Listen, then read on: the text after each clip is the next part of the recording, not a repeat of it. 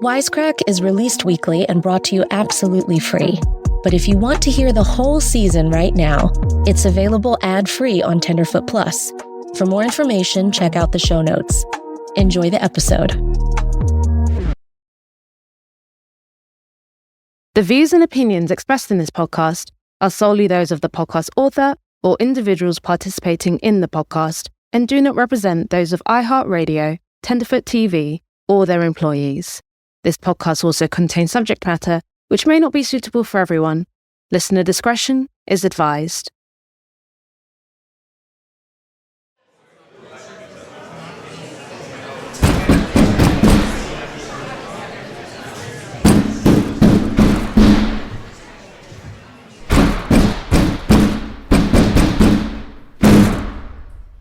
Please welcome to the stage, Edd Hedges.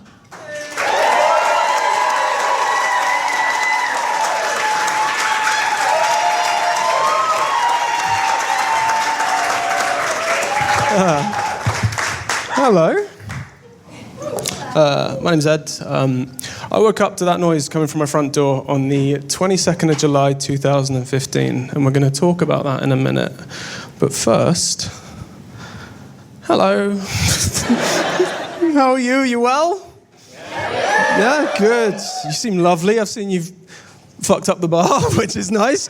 Very British of you. I feel at home.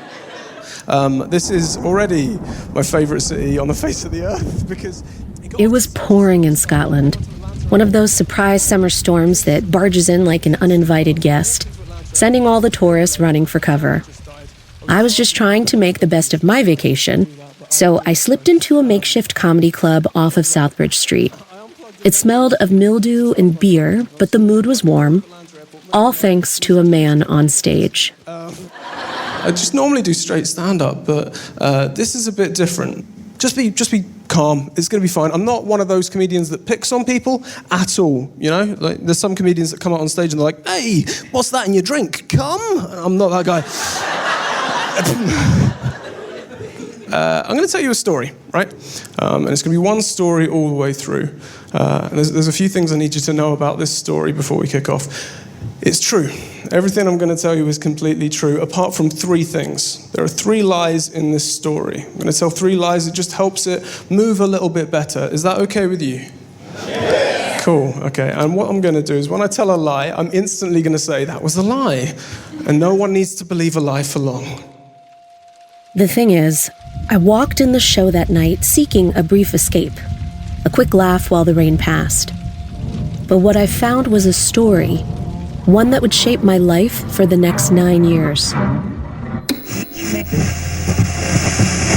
The inquest into the death of a woman and a man in Stansted Mountain. A lifeless body slumped on the sofa and covered in her own congealed blood. He also repeatedly stabbed and caused a fatal head injury. At least 41 stab wounds to the head, neck and torso, plus 14 blunt force injuries and defensive wounds. And this story, it wasn't a joke. It definitely was not a joke.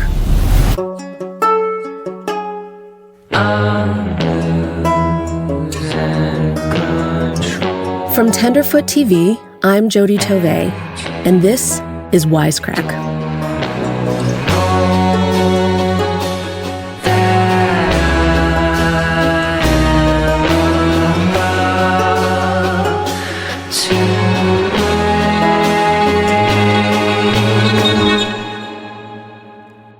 Episode 1. Knock knock. Hello, Edinburgh. How you doing?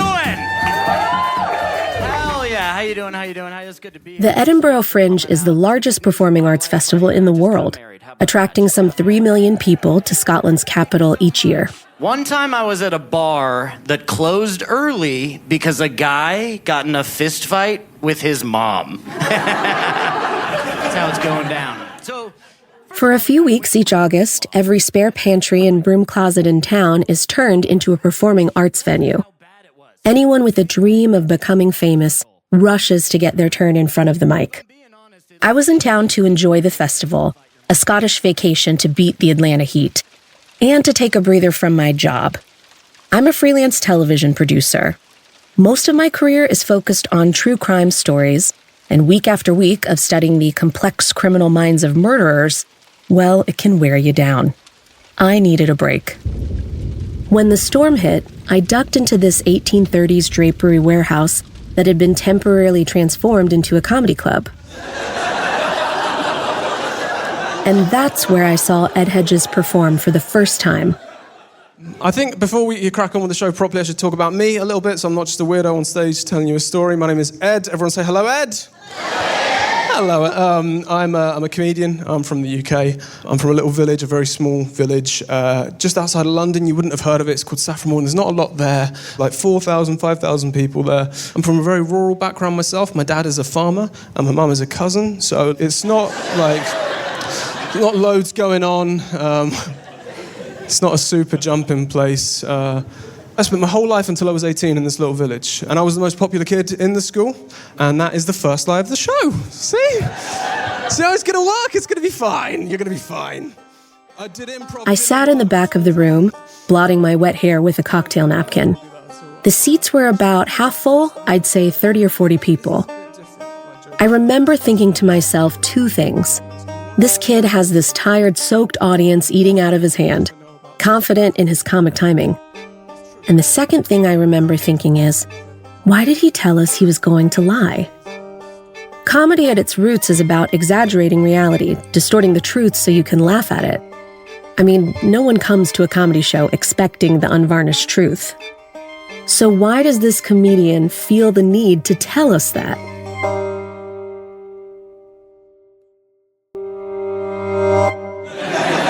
I wasn't the most popular kid in the school. I was bullied relentlessly in school. I had ADHD, dyslexia, and asthma, so I was into shaking stuff and wheezing, right? It was awful. And I love that we just got a woo for asthma. I can only imagine that woo took every ounce of air you had. Woo! Ah! Thank you. And also another thing on top of that is I was a really chubby kid. I was a proper chubby kid. I was this little like chubby ball of energy. When I was 15, just to put it in context, I was 250 pounds. So yeah, correct response, just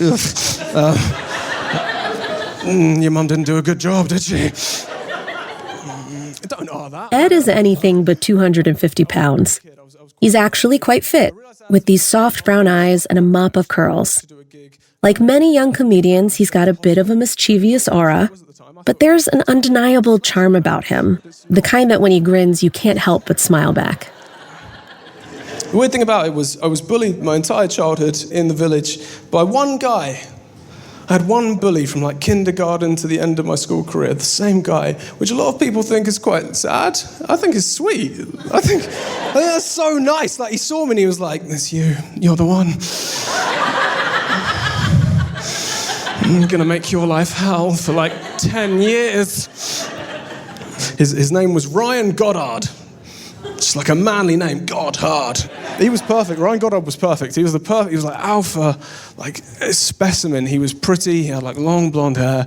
He was in great shape. Girls loved him. He was charismatic. He was the nicest guy in the world, unless you were me.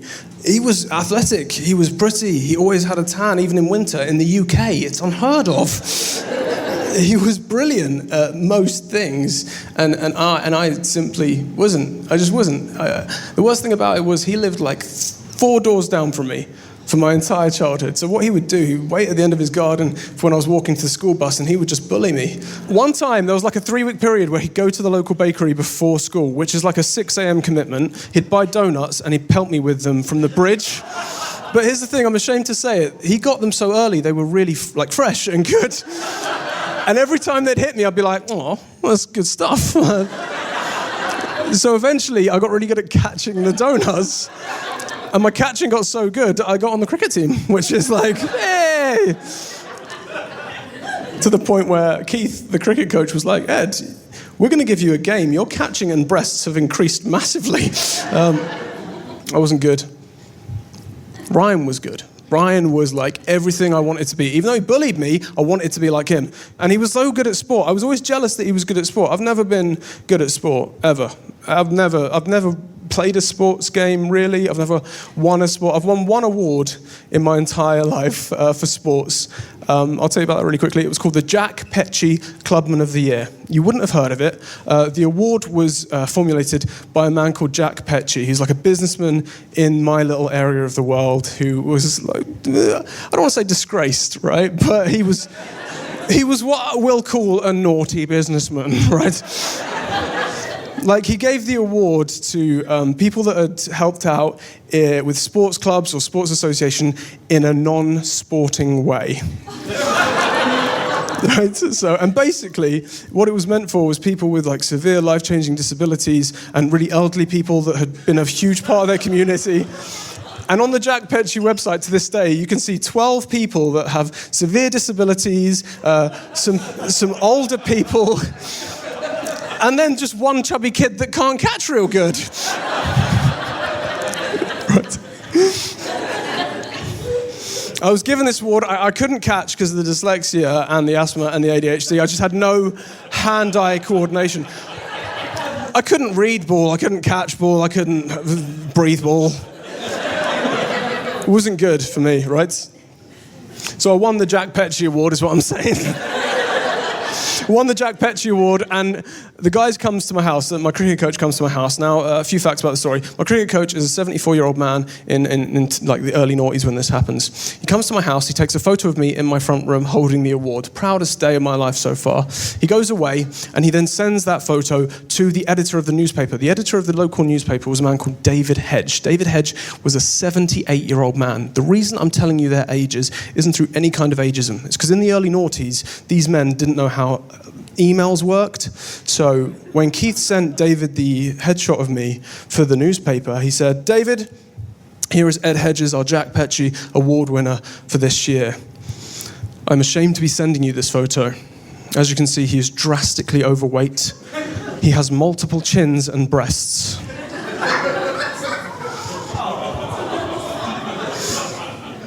I know what you're thinking, but Ed, how do you know what the email said?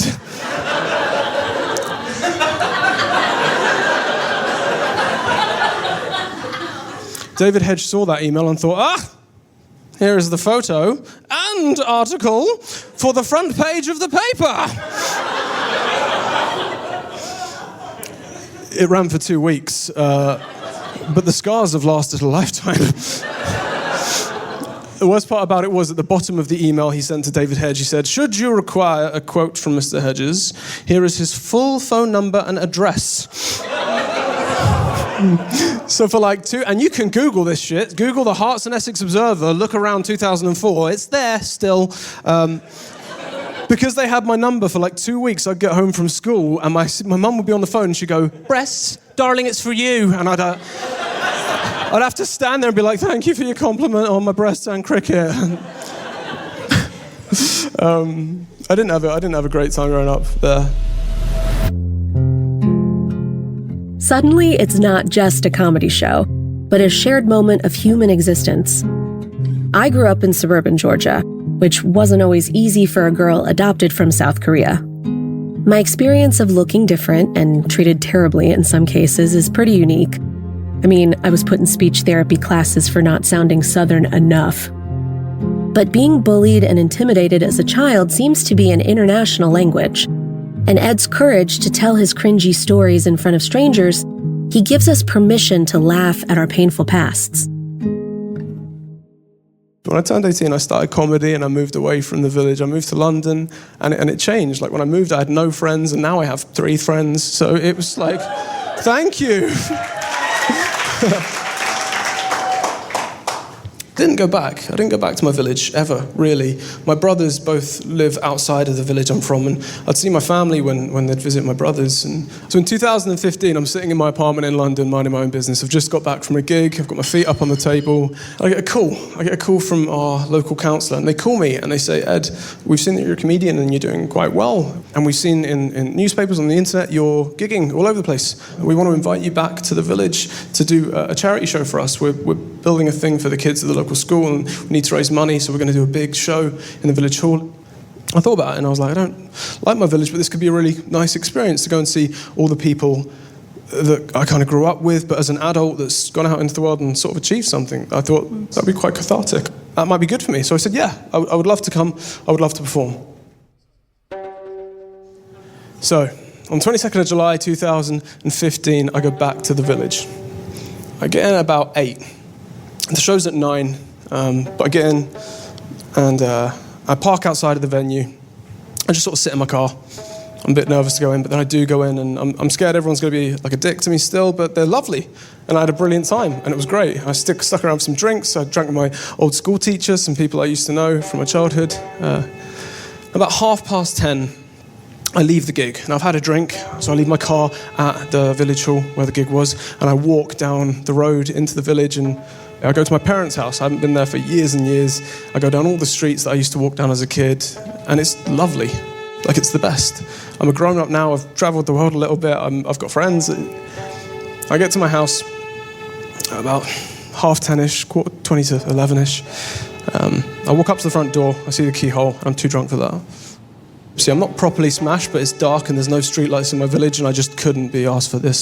So I walk down the side of my house. There's a big iron gate. I push open the iron gate into my garden, and I go in the back door, because we never lock the back door. Most of the time, don't lock the front door. It's that kind of village. I walk into my house. I go up to my bedroom. I lay down in my childhood bed, and I fall asleep. And that is where our story is going to start tonight. Cool. There's a shift in Ed's voice, and a moment of confusion, an awkward silence as he steers us into unknown territory. Something about his behavior felt familiar. I'd seen it before in my work. He was a ball of anxious energy, never looking up or making eye contact with anyone. The only thing he had on stage with him was a beer. No notes or set list. His childhood stories were hilarious, if meandering, but told with such precision that you knew he'd lived them over and over in his mind. Was he just nervous to finally try out new material in front of an audience? My gut told me it wasn't that simple. So, I wake up. About 20 minutes after I fell asleep, and it's a beautiful night. It's one of the prettiest nights I've seen. The moonlight's coming in through the windows, and it's just warm. There's a breeze. It's really pleasant. I look around the room. I can see everything. I can see the desk where I wrote jokes, trying to be a comedian as a kid. I can see the little bit where I hung up my school uniform. I can see all my school textbooks that my mum has kept on the bookshelf. And at the end of my bed, staring out of my window, there is someone standing. It's my mum. She's standing at the end of my bed, staring out the window, but I can see from the way the moonlight's hitting her face, she is terrified. More scared than I've ever seen her in my life. She's scared. She's really scared. And I go to say, Mum, what's going on? And before I can, she says the words to me, whatever you do, do not turn on the lights.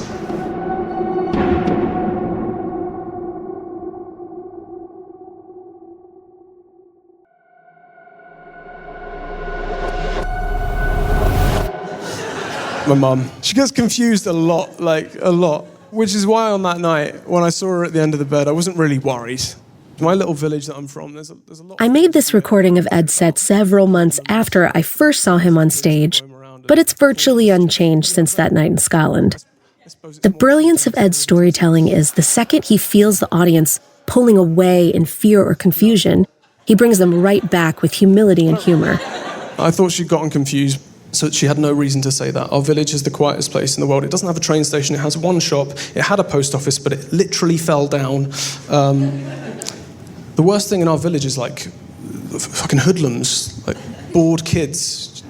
Our hoodlums are a little bit different. They're wonderful. They're just bored teenagers. They get annoyed. It's a little village called Saffronwald, and they're responsible for my favourite ever headline, which was hoodlums throw apples at church.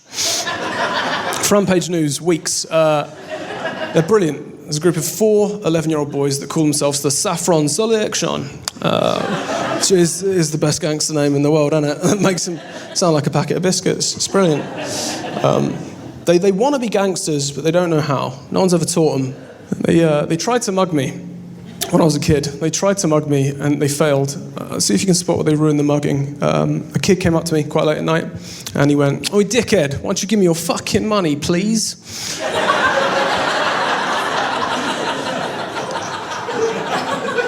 No. I'm not going to do that. You can't be a mugger with manners, can you? You can't do a drive-by and then signal. That's against the rules.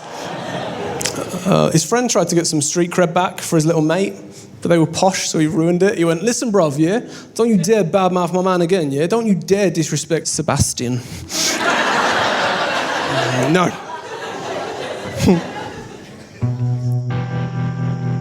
So I'm in the room. I'm staring at my mum. And she looks terrified, and I'm thinking, well, this isn't going to be anything serious, is it? I know Carol, I know what she's like. She's easily scared by things. So I decided I'm going to go and look for my dad. My dad, John, is the kind of silverback alpha of the family. He's very calm, he's very logical.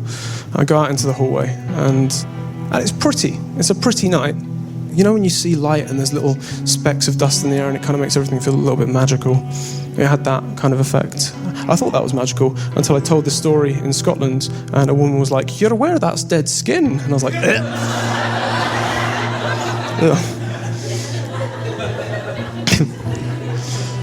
So I'm standing on the hallway. And I go to walk to my dad's bedroom, which is down the end of the house. His window overlooks the front garden, and I see him. My dad is standing at the window. The door's open, and he's shirtless. He's standing without a shirt on, hands either side of the window, and I can see his massive back. He's got this big, strong back. He's in his 60s now, but he's still an absolute unit just from years of manual labour. Like, he's huge. And he's sweating heavily. Like, he's literally, the moonlight's kind of glistening off him, and he's something different about him. There's something that I don't fully understand. And my dad's a mysterious person as it is. Like, he's a very mysterious person. He's a very quiet man. He doesn't show emotion a lot.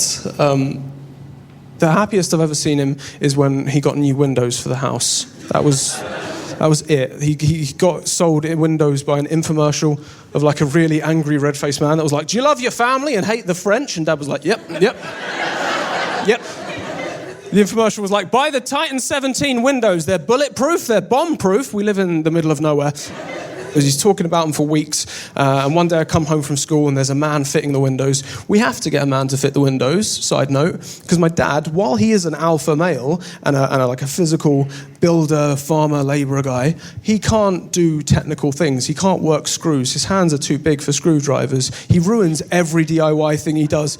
He put a back door handle on our back door and he put it on upside down, right? Which doesn't sound like a big thing, right? But in your head, imagine every single time you go in the back door, there's a moment where you pull the handle down, it goes chunk, and you go, oh yeah, Dad's a prick. And then you have to pull it up and go in.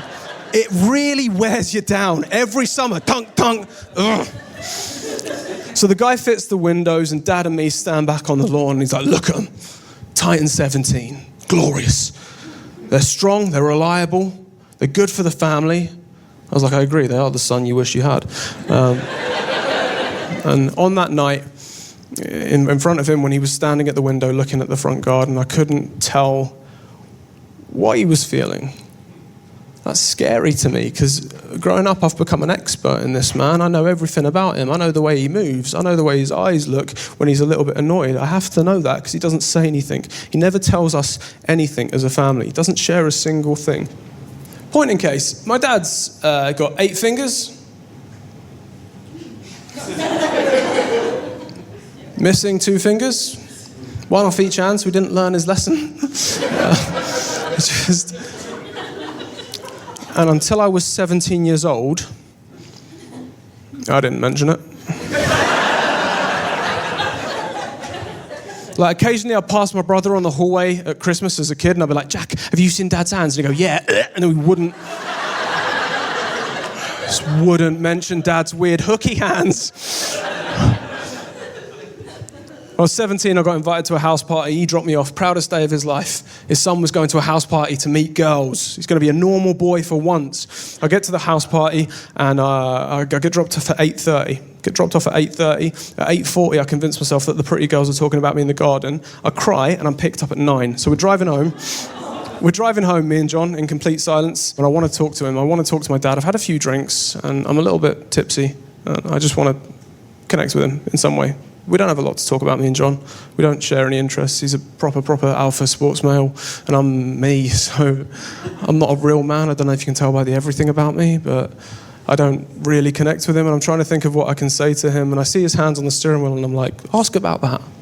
I start to think about how to ask that question, because you can't just be like, what's that? Because he might have like a numb flashback and we'll end up in a ditch. So I'm thinking about how you ask that question, how you word that without triggering him, how you be respectful to any potential trauma that he has. I'm trying to think this over, and he sees me fidgeting in my seat, and he goes, what the fuck is wrong with you, Edward? And I panic and said, where have your fingers gone, John?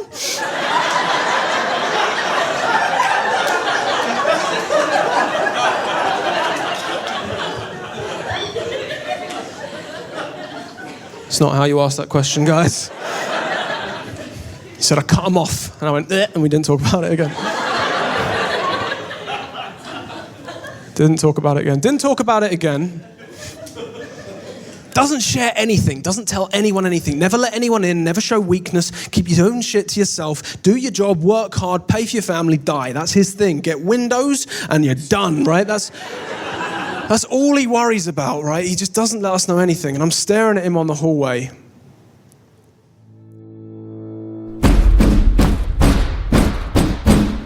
And then I hear the banging. It's coming from the front door. It's the loudest thing I've ever heard in my life. It's literally vibrating up through the banister where I stand at the top of the stairs. And it scares me at first. It scares me really badly. But I think about it. I think about it logically. It's roughly the time the pubs close. I've just done a show in town. It's probably a drunk guy that's been like, I want to speak to Ed. And he's come to the front door. He's banging on the door. My parents are getting on a bit. They're probably a bit scared. They're probably just a bit worried about who it could be. So they're looking out the window. They're not used to this. What I'll do, I'll go downstairs. I'll answer the door. I'll be like, mate, go away. This is too noisy. So I start to walk down the stairs. I get 3 steps down.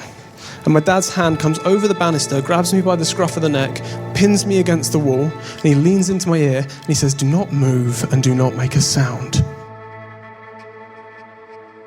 He's holding me so tightly against the wall, I can hear the plasterboard behind me start to crack. And he would do this a lot. His anger was bad. It was really bad. Dad's temper just comes out of nowhere. A lot of the times his outbursts were silly little things. Sometimes they were a lot more severe, and that would be bad. I missed a lot of school as a kid because I had black eyes, bust lips, cut eyebrows, bruises on my back. I broke my hand. It was bad.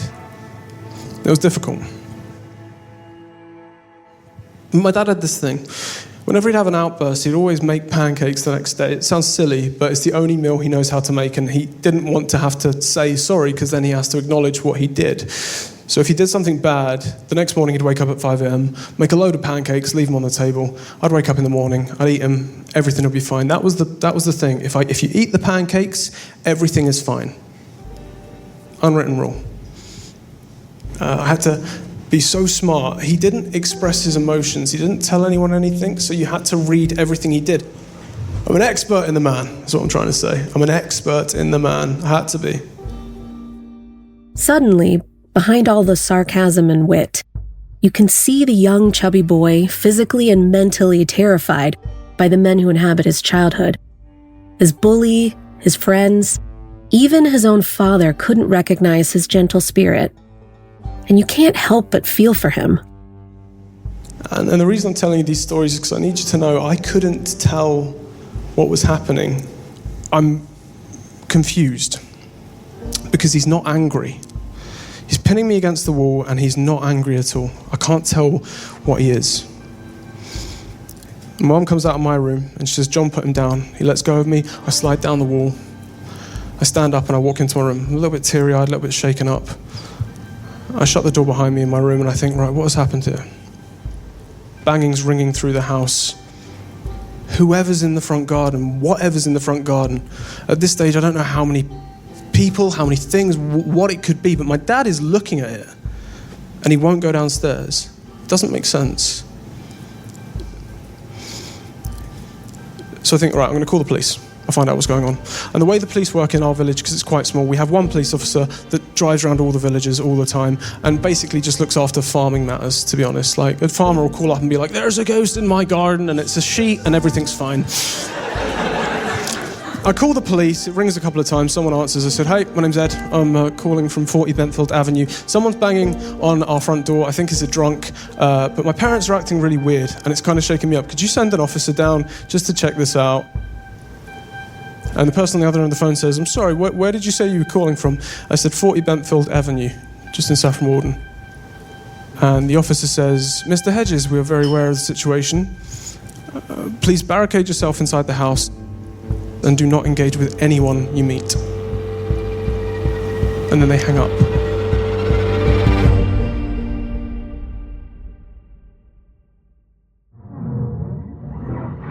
This season on Wisecrack. I never told people the name. I never wanted to invite people to the village. The thing that struck me most about it was the sheer quantity of bloodshed. It literally was a bloodbath.